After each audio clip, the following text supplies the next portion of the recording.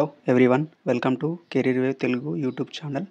ఇవాళ నోటిఫికేషన్ వచ్చేసి ఐబీపీఎస్ నుండి recruitment of customer service associates, అంటే బ్యాంక్లో క్లర్క్ అని అర్థం.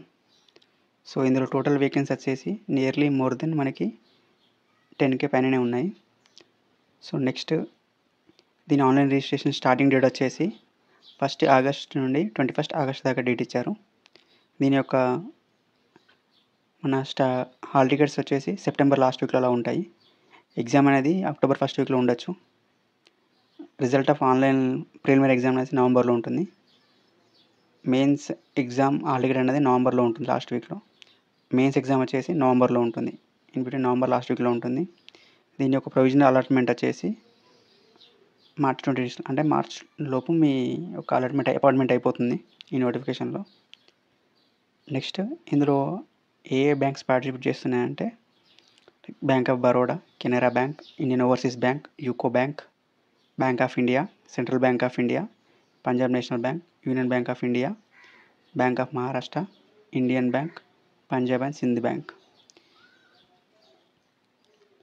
ఇందులో బేసిక్ సాలరీ వచ్చేసి 24,000 నుంచి ఉంటుంది.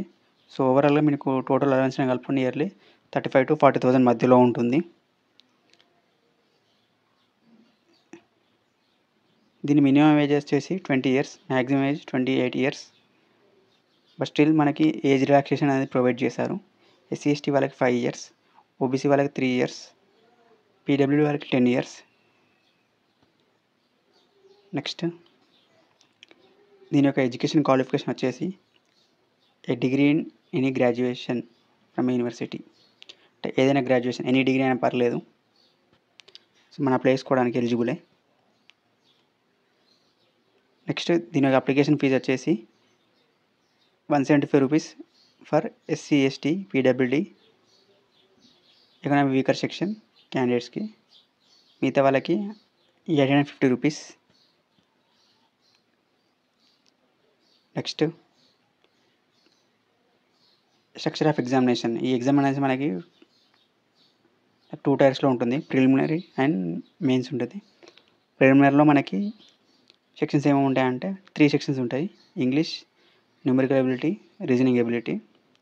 మనకి ఇంగ్లీష్లో 30 questions ఉంటాయి, 30 marks, 20 minutes టైం ఇస్తారు. Numerical ability 35 questions, 35 marks, 20 minutes ఇస్తారు. Reasoning ability 35 marks, 35 questions, 20 minutes. So overall మనకి 100 questions ఉంటాయి, ప్రతి question 1 mark, 100 marks, total 60 minutes ఉంటుంది. నెక్స్ట్ మెయిన్స్ ఎగ్జామ్ వచ్చేసి, మెయిన్స్ ఎగ్జామ్లో మనకి ఇంకోటి ఎక్స్ట్రా యాడ్ అయ్యేది ఏంటంటే జనరల్ అండ్ ఫైనాన్షియల్ అవేర్నెస్. దానికి 40 questions ఉంటాయి, 50 marks, 20 minutes టైం ఉంటుంది. సేమ్ వల్ల English 40 marks, 40 questions, 35 minutes. Reasoning ability 40 questions, 60 marks. Quantity aptitude 35 questions, 50 marks. So overall మనకి 155 questions-కి 200 marks, 120 minutes టైం ఇస్తారు.